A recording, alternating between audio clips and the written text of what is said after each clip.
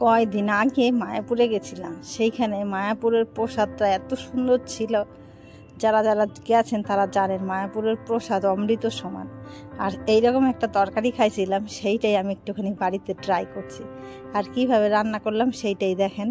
তার আগে আমাদের বাঙালি রান্নার তরফ থেকে আপনাদের সবাইকে স্বাগত জানাই। আর ওর মধ্যে দেওয়া ছিল সজনে ডাঁটা আর এরকম কুমড়ো কাটা আর হচ্ছে আলু, সেইগুলোই আমি কাটতে নিলাম। দেখেন এরকম একটু বড় বড় করে এই কাটা ছিল সব, এইগুলো কাটতে আমি বেশ ধুয়ে নিছি। আর এইরকম হালকা হালকা কিন্তু একটুখানি চোখলাও ছিল। এইবার কড়াইয়ের মধ্যে দিয়ে দিলাম সর্ষের তেল। তেলটা গরম হয়ে গেছে গিয়ে এইবার দিয়ে দেবো এর মধ্যে ডালের বড়ি। আবার ডালের বড়ি ছাড়াও কেউ চাইলে এর মধ্যে মটর ডালের যেই বড়াগুলো হয় সেইগুলো দিয়ে করলেও কিন্তু খাইতে ভালো লাগে, আর এইগুলো দিয়ে করলেও কিন্তু খুব ভালো লাগে খাইতে।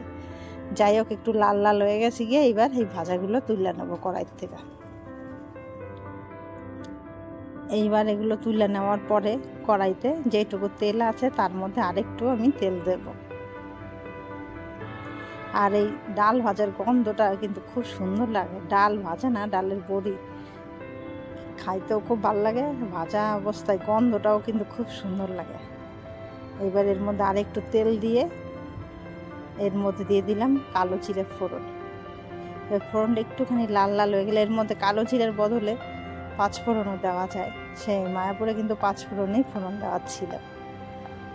এইবার এইটা দেওয়ার পরে আমি যে সবজিগুলো কাটতে রাখছি সেইগুলো সব দিয়ে দিলাম। এইবার এইগুলো একটুখানি কিন্তু গ্যাসের ফ্লেমটা মিডিয়াম রাখা নাড়াচাড়া করে একটুখানি ভাজা নিতে হবে। আর মায়াপুরের যে প্রসাদ সত্যি তার সাথে তো কোনো তুলনাই হয় না, এতটাই অপূর্ব হয় খাইতে, সে যেই রকম তরকারি করুক না কেন। যাই হোক, এগুলো কথা কইতে কইতে বেশ ভাজা হয়ে গেছে গিয়ে আমার। এর মধ্যে এবার দিয়ে দেবো নুন। আর নুনটা দিলে খুব তাড়াতাড়ি সুন্দর একদম নরম হয়ে যায় গিয়ে। পরিমাণ মতন দিয়ে দিলাম 2 চামচ নুন দেবো। এবার নুন দিয়ে গ্যাসের ফ্লেমটা আস্তে করে দিয়ে একটু ঢাকা দিয়েছিলাম।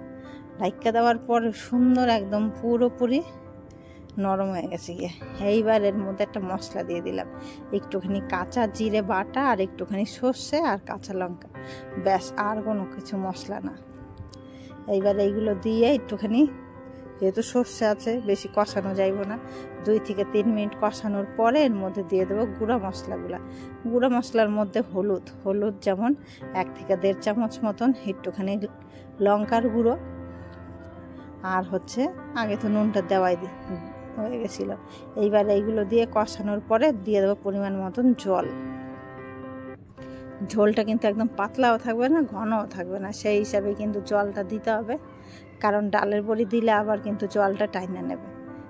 এর জন্য আমি 2 গ্লাসের বেশি জলটা দিলাম, যেন একদম মাখা মাখা না হয়।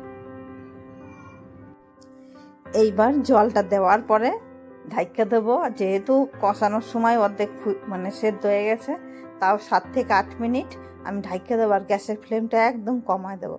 দেখেন 7 থেকে 8 মিনিট হয়ে গেছে গিয়ে, পুরোপুরি সব কিছু সেদ্ধ হয়ে গেছে গিয়ে। তার আগে আমি দিয়ে দিলাম বড়ি।